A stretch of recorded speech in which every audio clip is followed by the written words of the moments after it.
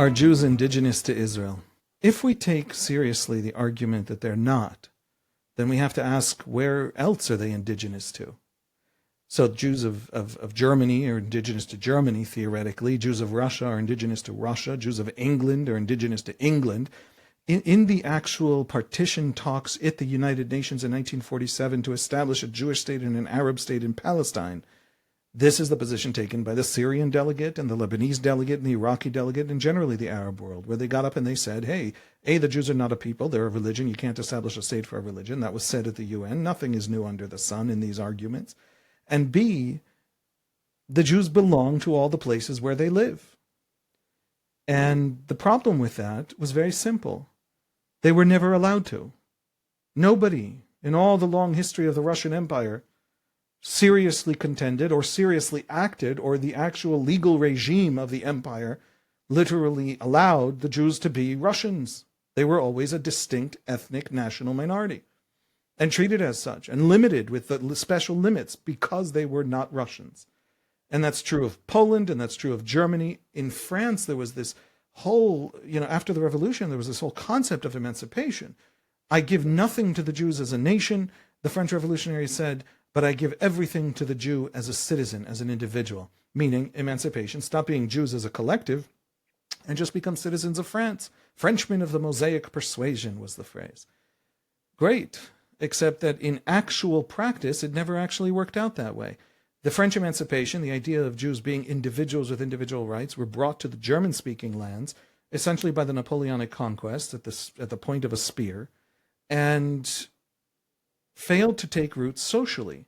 So the laws of the ghetto, the laws restricting Jews, the laws treating Jews as something other than German, all those laws were abolished. Jews suddenly could go to university, live anywhere they wanted to live, in Vienna or Berlin or Munich.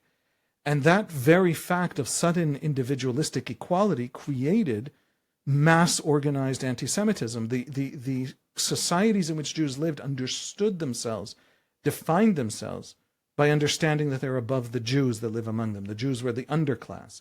And that had religious meaning, that had religious justification. And so if the Jews are the underclass and that underclass is suddenly equal, who am I? Am I still important? And if the Jews suddenly freed from the ghetto and from the laws of the ghetto are suddenly the top physicists of the German-speaking world, what am I, the German? And all of these social processes of massive, rabid, demonic anti-Semitism came into play because the Jews were liberated from that social underclass, that separateness, that statement, you are not, in fact, Germans. You are not, in fact, indigenous here. Jews are usually in Europe called the Oriental people. Jews are treated as something separate for all the centuries of their European life. But it gets even worse than that. The very Arab leaders in the 1940s who claimed at the UN that the Jews should not have a state in the land of Israel because they are not a people, they are not a nation. And one of their fundamental arguments was that we in Iraq, the Jews of Iraq, are Iraqis of Jewish religion. They're not Jews ethnically or nationally. They're Iraqis ethnically and nationally, Arabs ethnically, Iraqis nationally, and religiously only Jews.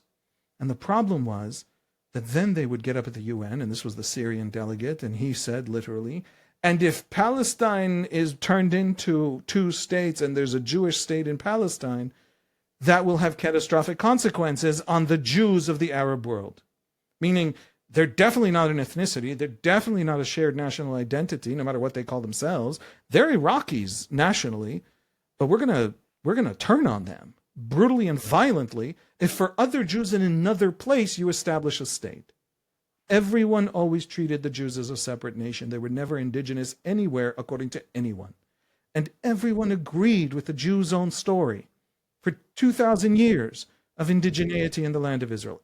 It only becomes a propagandistic argument that that's not true. That argument is only ever heard when the Jews actually try and make good on that point. We're indigenous nowhere. It is no longer safe not to be home, not to be able to stand and defend yourself. 1.5 million Jews served in the Allied armies of World War II, but not one of them was senior enough to give the order to bomb the trains to Auschwitz. 1.5 million Jews fought the Nazis but could not fight for Jews. When the Jews make that claim, suddenly they're not indigenous to that place. Suddenly they're indigenous to every single place that never thought they were indigenous. By the way, if you think it's only the Germans and only the Russians, I hate to break it to you. It's also England. In 1829, the British Parliament is debating whether to expand suffrage to Catholics. And guess what? There's an argument about, do we give Catholics the right to vote and to sit in Parliament? And one of the big arguments against giving Catholics the right to vote is that if we give Catholics, we Protestant England, the right to vote, we're going to end up having to give Jews the right to vote. And then comes the counter-argument in the parliamentary debate. Don't worry. Catholics might be a different religion from us Anglican Englishmen, but they're at least English, nationally English. You know what Jews are? A different nation. So the argument for giving Catholics a vote cannot ever be used as an argument for giving Jews a vote. That is the debate in the British Parliament in 1829. Why is that interesting? They would, of course, go on to give Jews the vote as well, and poor people, and at the very end of the line, even women, shockingly. But why is this interesting? Because this tells us that they, in 1829, this is the parliament that would go on within a couple of years to abolish slavery for the first time in human history and set the British Navy the task of enforcing the abolition of slavery in the Atlantic slave trade and elsewhere. This is a liberalizing reformist parliament. And it is very clear, even to these Englishmen who are liberalizing and reformist in that period and expanding suffrage to the Catholics, that Jews are a separate nation.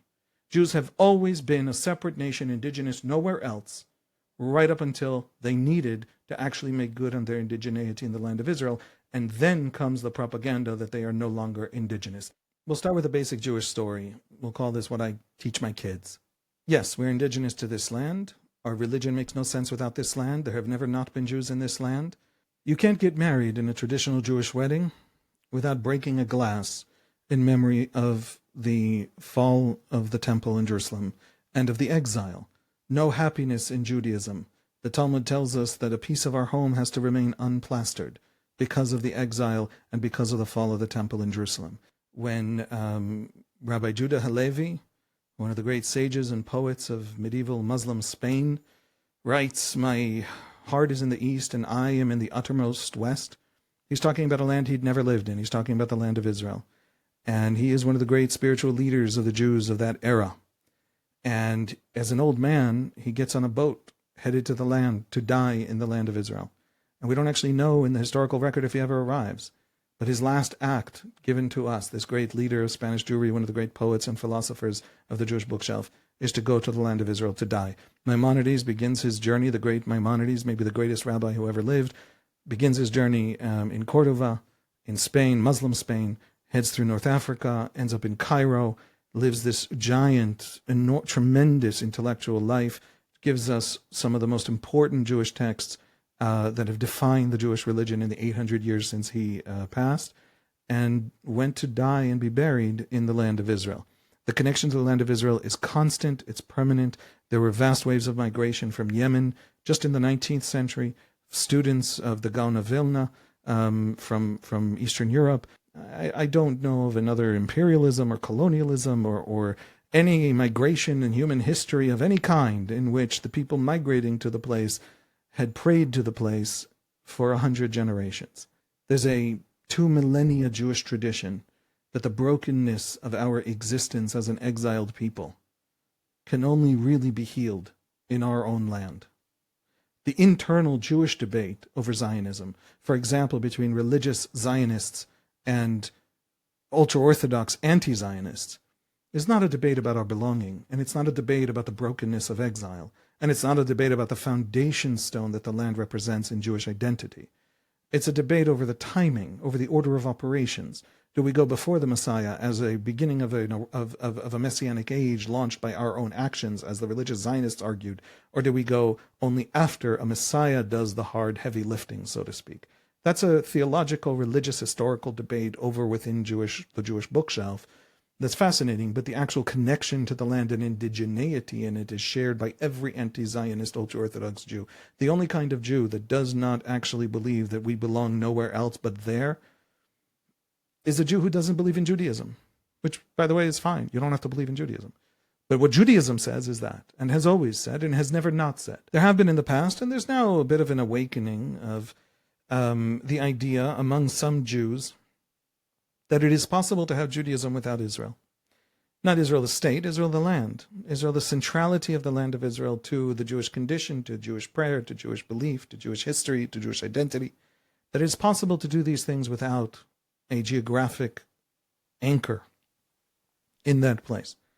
The Reform movement, for a few decades at the beginning of the 20th century, argued that in the United States and very quickly had to reverse it. It was anti-Zionist. It wanted to fit into America. It wanted to be a Jewish version of a kind of American Protestant individualistic religion. It didn't work. You can't pray from a Jewish prayer book. You have to rewrite it. Try it. Pick up a Jewish prayer book and start crossing it out. The other piece to it is there's now an anti-Zionist movement that wants, for example, to revive Yiddish.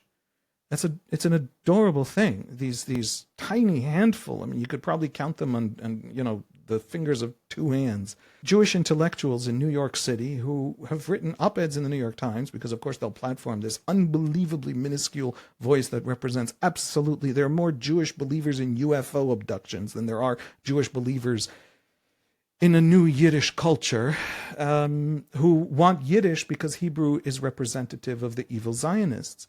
And that's also adorable, but Hebrew is spoken by half the Jews of the earth. And Hebrew has always been spoken by Jews. And in fact, Maimonides in 12th century Cairo, when he wants to make his Judeo-Arabic philosophical writings, he writes the Guide to the Perplexed, the great philosophical work in Judeo-Arabic, in an Arabic written in a Hebrew script with Hebrew words. And he wants it accessible to the Jews of Europe, of Christendom. He translates it to Hebrew.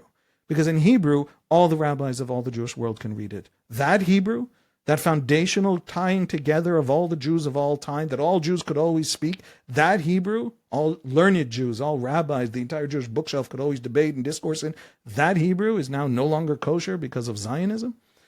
If the Zionists that you don't like ideologically can push you away from Hebrew, you're not all that connected to the Jewish bookshelf itself that you claim anchors you. And the other piece of the revival of Yiddish that's adorable is that Yiddish isn't dead. Yiddish isn't dead. Yiddish is spoken by 1 million Jews. They're just ultra-Orthodox. So they're not visible to the progressive, anti-Zionist New York Jewish intellectual. Yiddish isn't dead. The very idea that you have to recreate Yiddish because you have to oppose Zionism's Hebrew. Again, outside of the op-ed pages of the New York Times, this doesn't exist. And real Yiddish is more likely to be spoken in Israel than among any of these intellectuals who don't actually know Yiddish, don't actually know Hebrew, don't know Jewish history, and have no idea what it is they're talking about. It is impossible, and they have tried, and so many Jews have tried, to detach Judaism and the land of Israel. And they have all failed. Not because they're dumb, but because it literally makes no sense. How hard is it, in fact, to remove the land of Israel from Judaism? It isn't just that it appears, 200 times in the prayer book. If you want to remove the land of Israel from Judaism, you need to reinvent Jewish liturgy from the bottom up. Can you reinvent Jewish liturgy from the bottom up and still call it Judaism? Good luck.